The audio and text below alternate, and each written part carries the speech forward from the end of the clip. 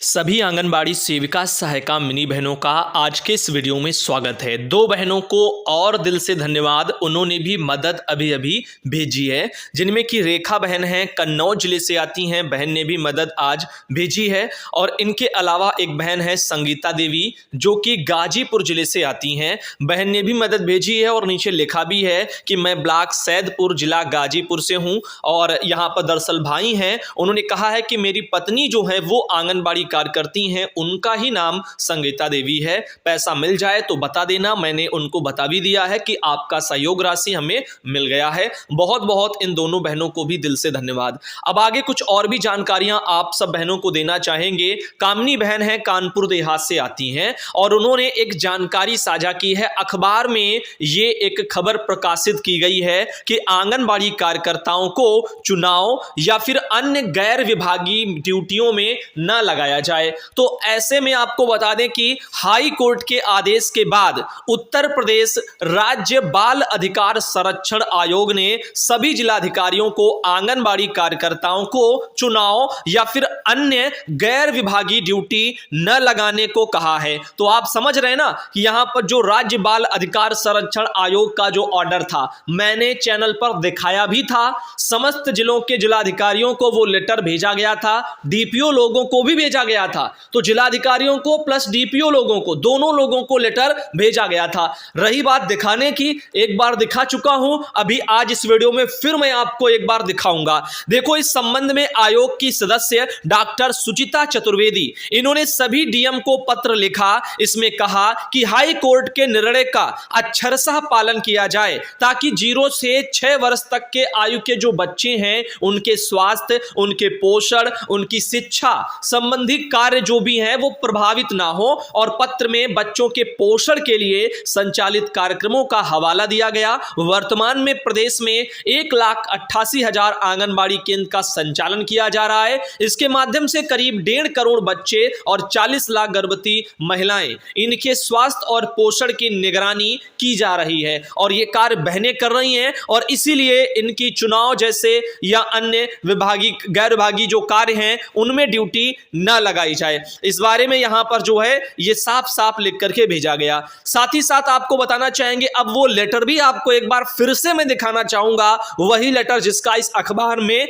जिक्र किया गया है। सुचिता चतुर्वेदी आप देख रहे हैं, उत्तर प्रदेश राज्य बाल अधिकार संरक्षण आयोग की तरफ से लेटर डीपीओ लोगों को, जिलाधिकारी लोगों को, सबको भेजा गया है 24/11/2022 को, यानी 24 नवंबर को। तो उसी टाइम 24, 25, 26, 27 के एटे पेटे मैंने इन चीजों को आपको दिखाया होगा, साफ सुथरा पूरा लेटर दिखाया होगा। फिर भी आप देख सकते हैं सेवा में समस्त जिलों के जिलाधिकारी उत्तर प्रदेश में माननीय उच्च न्यायालय इलाहाबाद लखनऊ खंडपीठ के द्वारा 0 से 6 साल तक की आयु के जो बच्चे हैं, इनके बहुमुखी विकास के लिए नियुक्त जो आंगनबाड़ी कार्यकर्ता हैं, उनकी ड्यूटी गैर विभागीय कार्यों तथा निर्वाचन यानी चुनाव संबंधी कार्यों में न लगाए जाने के संबंध में पारित निर्णय दिनांक 9 नवंबर के अक्षरशः पालन करने के संबंध में 9/11 को लेटर उस बारे में निकला था। और उस टाइम पर भी मैंने सारी चीजें दिखाई थी, कोर्ट का वो लेटर भी दिखाया था,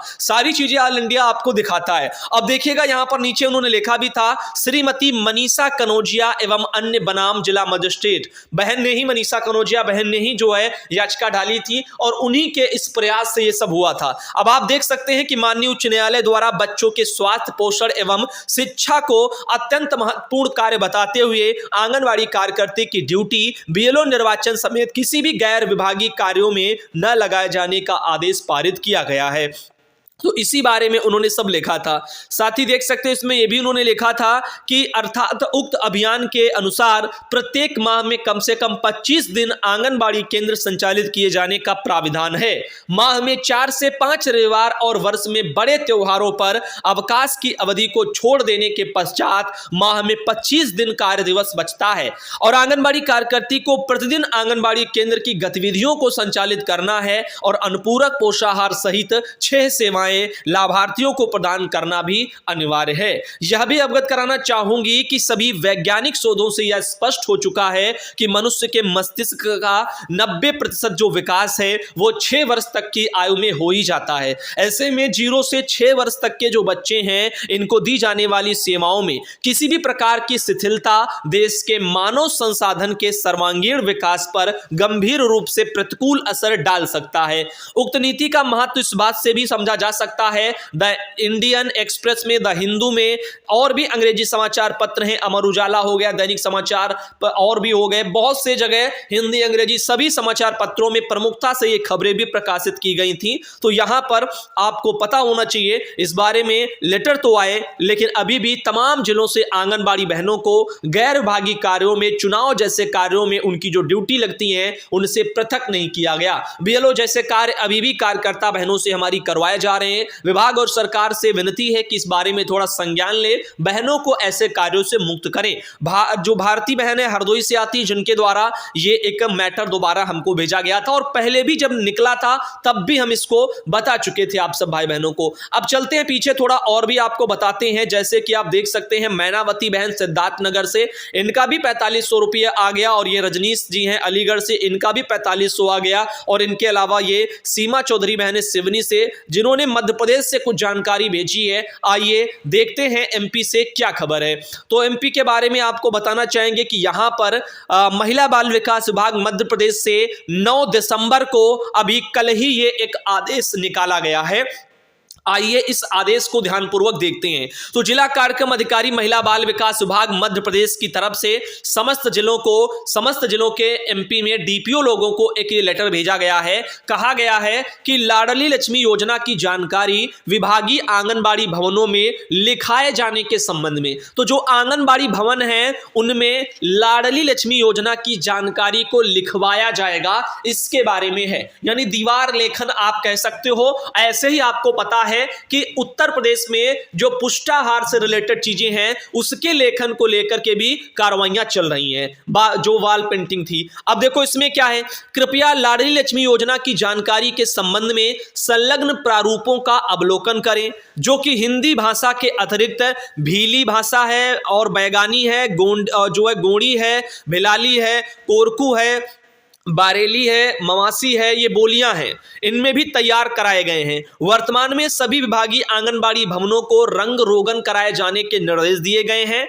सभी रंग रोगन कराए जा रहे आंगनबाड़ी केंद्रों की सामने की दीवार पर लाडली लक्ष्मी योजना की संलग्न जानकारी इसी फॉर्मेट में प्रिंट कराना है। अभी मैं फॉर्मेट भी आपको बताऊंगा। वर्तमान में आंगनबाड़ी केंद्रों को पेंट या फिर व्हाइट वॉश कराया जा रहा है, उसी कार्य में यह कार्य भी सम्मिलित होगा। इसके लिए कोई पृथक बजट नहीं है। तो जो पुताई का, रंग रोगन का काम आंगनबाड़ी केंद्रों पर चल रहा है, उसी में इसको भी वो शामिल कर रहे हैं। इसके लिए उन्होंने कहा है साफ शब्दों में, कोई अलग से बजट नहीं आएगा, तो उसी में इसको भी शामिल करें। इस पत्र के साथ संलग्न विभिन्न बोलियों के प्रारूपों में जिन क्षेत्रों में ये बोलियां बोली जाती हैं, जो कि मैंने आपको बताई, वहां के विभागीय आंगनबाड़ी भवनों में इन बोली वाली लाडली लक्ष्मी योजना की जानकारी प्रिंट कराना सुनिश्चित करें। डॉक्टर रामराव भोसले, संचालक महिला बाल विकास विभाग मध्य प्रदेश से, 9 दिसंबर को कल ही एक ये लेटर आया। अब आपको हम उन जो है प्रारूपों की तरफ, यानी जो वाल पर करवाए जाएंगे उनकी तरफ ले चलते हैं। हिंदी में देखो, लाडली लक्ष्मी योजना के बारे में ऐसे लिखा है, योजना में रुपए 1,43,000 का आश्वासन प्रमाण पत्र, ऐसे ऊपर लिखा, नीचे लिखा दी जाने वाली छात्रवृत्ति की जो राशि है, 6वीं में रुपया 2,000, 9वीं में रुपया 4,000, 11वीं के प्रवेश में रुपया 6,000, 12वीं में प्रवेश पर रुपया 6,000। तो आपने देखा कितना हो गया, 6 6 12 और 4 2 6, तो 18,000 रुपए ऐसे हो गए। बाकी ये छात्रवृत्ति के रूप में 18,000 हो गए। फिर आगे है, उच्च व्यावसायिक शिक्षा में प्रवेश लेने पर 25,000 रुपया प्रोत्साहन राशि। तो ये 25,000 अलग है। तो 18 + 25 आप कितने हो गए? पहली कक्षा से लेकर के स्नातक व्यावसायिक शिक्षा निःशुल्क रहेगी। तो ये भी यहां पर साथ में नीचे लिखा है। योजना की शर्तें और अधिक जानकारी के लिए नजदीकी आंगनबाड़ी केंद्र पर संपर्क करें, या फिर वेबसाइट दी है ladalilakshmi.mp.gov.in, इस पर विजिट करें। सशक्त बालिका सशक्त समाज, महिला एवं बाल विकास विभाग मध्य प्रदेश। तो आप देख सकते हैं, अब वही वही दिक्कत है ना, आईपैड नहीं है जिस वजह से हम अपनी एप्पल पेंसिल यूज नहीं कर पा रहे मोबाइल में, और उसके अलावा अंडरलाइन नहीं कर पा रहे चीजों को, आपको ये नहीं पता चल पा रहा होगा हम किस लाइन पर हैं, कहां पर हैं। तो ये तकलीफें अभी थोड़े दिन के लिए हैं आप सबके सामने, लेकिन जल्द ही जैसे ही हो जाएगा हमारे पास तो हम आप लोगों के लिए फिर से पहले की तरह सारी चीजें स्टार्ट कर देंगे। अब देखो ये भीली जो भाषा है उसमें ऐसे लिखा है लाडली लक्ष्मी योजना के बारे में, तो यहां पर वही सेम टू सेम रुपये तो देखो सेम ही है कि छठवीं पर 2000, 9वीं में 4000, 11वीं में 6000, 12वीं में 6000,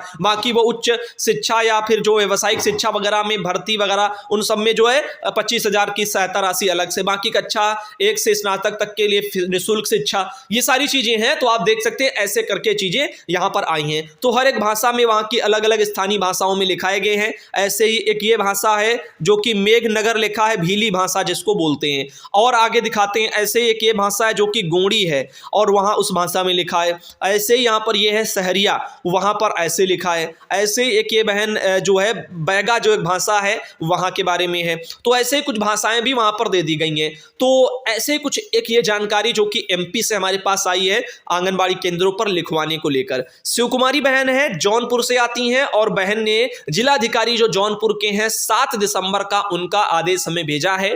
नियमित टीकाकरण कार्यक्रम के अंतर्गत मीजल्स रूबेला उन्मूलन विषयक ये लेटर है। आगे देखते हैं इसमें क्या कहा गया है। इसमें लिखा है कि 29 नवंबर 2022 की छायाप्रति इस पत्र के साथ संलग्न करके इस आशय से प्रेषित है कि दिशा निर्देशों के अनुरूप अक्षरशः अनुपालन कराते हुए नियमित टीकाकरण कार्यक्रम के अंतर्गत मीजल्स रूबेला उन्मूलन के लिए निर्धारित लक्ष्य को 100% प्राप्त कराना सुनिश्चित करें। उक्त अभियान के लिए घर से घर सर्वे कार्य पूर्ण कराते हुए ई कवच पोर्टल पर परिवारों एवं बच्चों संपूर्ण विवरण अपडेट कराए जाएं, एवं किसी भी ग्रामीण में एवं अर्बन क्षेत्रों में जहां आशा कार्यकर्ती ना हो उनमें घर घर सर्वे कार्य आंगनबाड़ी कार्यकर्ती से करवाना सुनिश्चित किया जाए। इसमें किसी भी प्रकार की शिथिलता अथवा लापरवाही ना बरती जाए। तो आप देख रहे हैं कैसे जिलाधिकारी ने लेटर निकाल दिया, आशा नहीं है तो आंगनबाड़ी से काम कराओ। इस ओर ध्यान नहीं देंगे, आशा क्यों नहीं है, आशा भी तो जरूरी है। तमाम कार्य उस क्षेत्र के जो लोग हैं, जो महिलाएं हैं जिनके लिए आशा लगाई जाती हैं, उनको आखिर कितना आंगनबाड़ी से आप करवा लोगे? क्या ऐसे ही धक्का प्लेट चीजें चलाते रहोगे? तो उनकी भर्ती निकालो, उनको शीघ्र तैनाती दो। बहुत सारे कार्य हैं जो वो करेंगी। अगर आंगनबाड़ी ये कार्य करेंगी तो और भी जो उनके कार्य हैं वो प्रभावित होंगे। तो ऐसे डगमग डगमग चीजें आप कब तक चलाओगे भाई? जिला संभालना है ना जौनपुर आपको, तो कम से कम भर्तियों के बारे में भी तो सोचो। आशा की भर्ती पर फोकस करो और जहां नहीं है वहां तैनाती कराओ, ताकि जो जिसका काम है उसको करें और अच्छे से उसके परिणाम आए। अगर ऐसे ही होगा उनके काम इनसे, इनके काम उनसे, फलाने है नहीं, धमाके है नहीं, ऐसे काम चलता रहेगा, कब तक चलेगा?